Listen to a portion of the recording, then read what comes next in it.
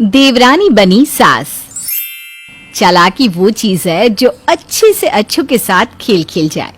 सोचिए क्या हो अगर देवरानी का दिमाग जेठानी से ज्यादा हो। साधना और कंचन देवरानी जेठानी थी। कंचन देवरानी और साधना जेठानी। लेकिन कंचन चंट चालाक और साधना सीधी सी भोली सी।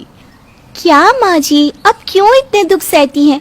अरे आपको जरूरत ही क्या है जेठानी जी के जुल्म सहने की, बस सिर्फ इसलिए कि उनके पास पैसा है। अरे पर साधना ने क्या जुल्म कर दिया मुझ पर, और मैं क्यों भला किसी के जुल्म सहने लगी?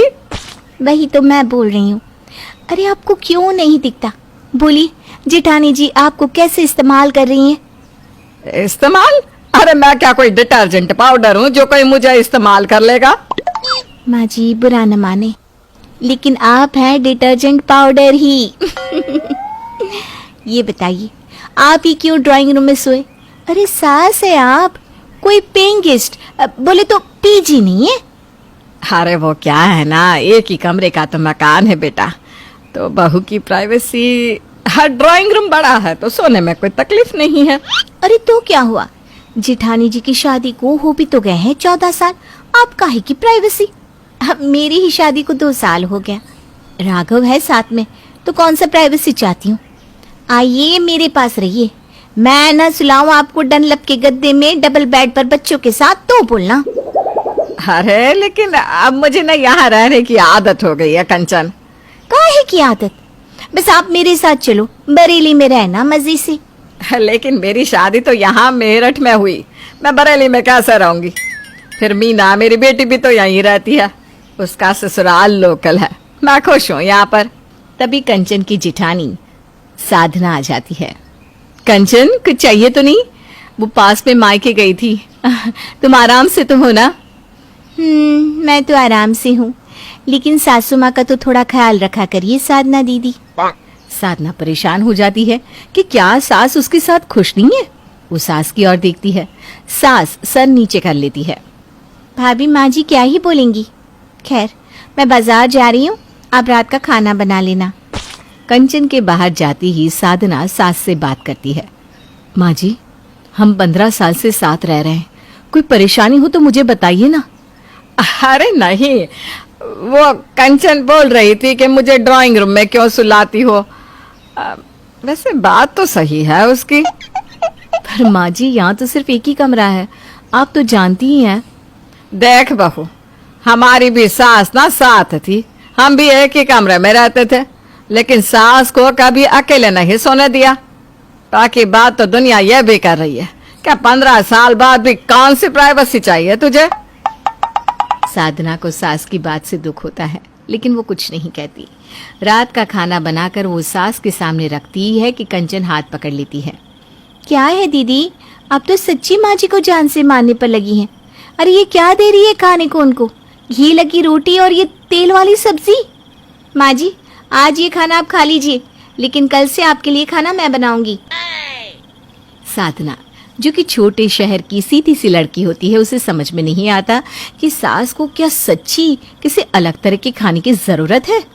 मैं भी वही कहूँ कि आखिर ये रेखा है तो मेरी ही उम्र की, लेकिन मुझसे इतनी छोटी कैसे लगती है?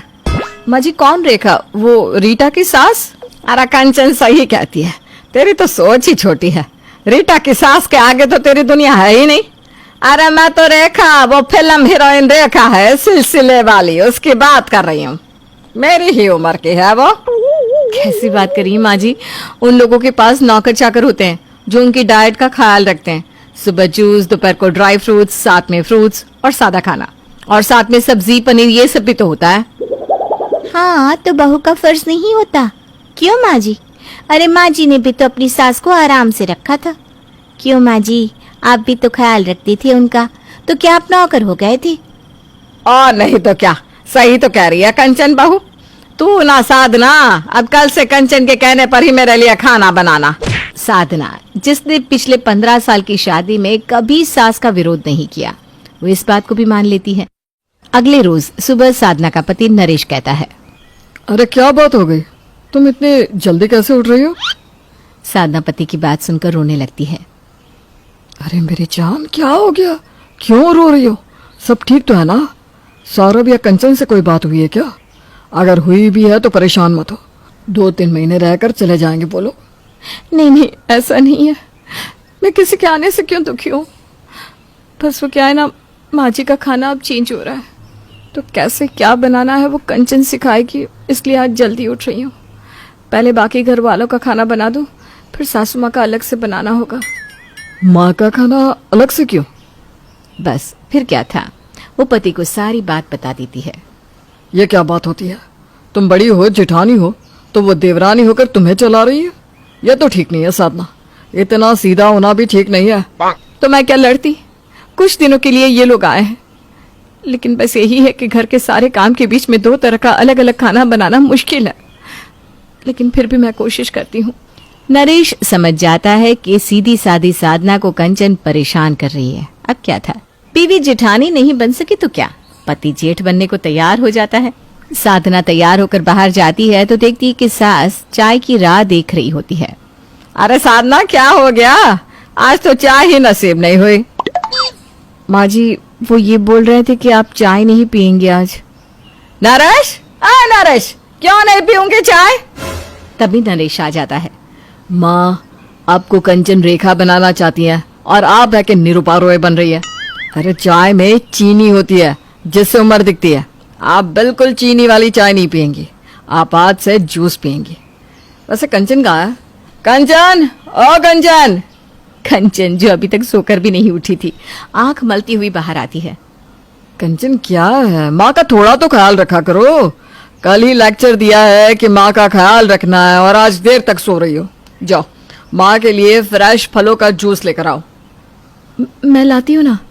हाँ हाँ, तुम भी लाओगी, लेकिन मेरे और अपने लिए चाय। जाओ, चाय लेकर आओ। साधना 2 कप गर्मा गर्म चाय बनाकर ले आती है। चाय देखकर सासू माँ का मन तो ललचाता है। अरे जिसने बरसों से सुबह चाय पी हो, 70 साल, वो कैसे जूस पी सकती है सुबह सुबह? लेकिन क्योंकि कंचन बहू का सर ऊपर रखना है तो वो शांत रहती है। दोनों मियाँ बीवी बैठकर चाय पी रहे होते हैं और कंचन फलों को धोकर, छिलकर, काटकर जूस बनाती है और मन ही मन सोचती है, ये क्या किया मैंने, अपने ही पैर में कुल्हाड़ी मार ली। अच्छा खासा साधना भाभी मेहमान नवाजी कर रही थी। कंचन सास को जूस देती है और उधर नरेश। साधना, जल्दी से मेरा खाना तैयार कर दो। और हाँ, माँ के लिए जो भी बनाना है वो कंचन तैयार कर देगी, क्योंकि बच्चों को स्कूल भी जाना है। कंचन, माँ का खाना तुम बना दो, ये साधना दोनों खाना नहीं बना पाएगी। हाय रे फंस गई कंचन। वो सास का खाना बनाती है, लेकिन जैसे ही नरेश ऑफिस के लिए निकलता है, जोर जोर से चिल्लाने लगती है। माँ जी, ये क्या बात होती है? साधना भाभी तो आपका एक काम नहीं कर रही। मैं देख रही हूँ कैसे पति और अपने लिए चाय और कैसे खुद के लिए खाना। अरे मैं तो कुछ दिन में चली जाऊंगी, फिर कौन ख्याल रखेगा आपका? अरे वो तो पता नहीं बहू, लेकिन जो खाना आज तूने खिलाया है बहुत ही अच्छा है। मजा आ गया बाजी, वाह। मैं कल से बना दूंगी। पता नहीं इन्होंने इतना बिजी कर दिया था तो। मैं थक गई हूँ, चाय दे दीजिए मुझे। अपने घर में भी काम करो और आपके घर में भी। साधना जल्दी से कंचन को चाय देती है। कंचन नरेश के होने पर शांत रहती, लेकिन उन लोगों के घर से जाने के बाद साधना पर खूब जुर्म ढाती। 2-3 दिन बाद, भला हो कंचन का, जो रोज मेरी डाइट का इतना ख्याल रखती है।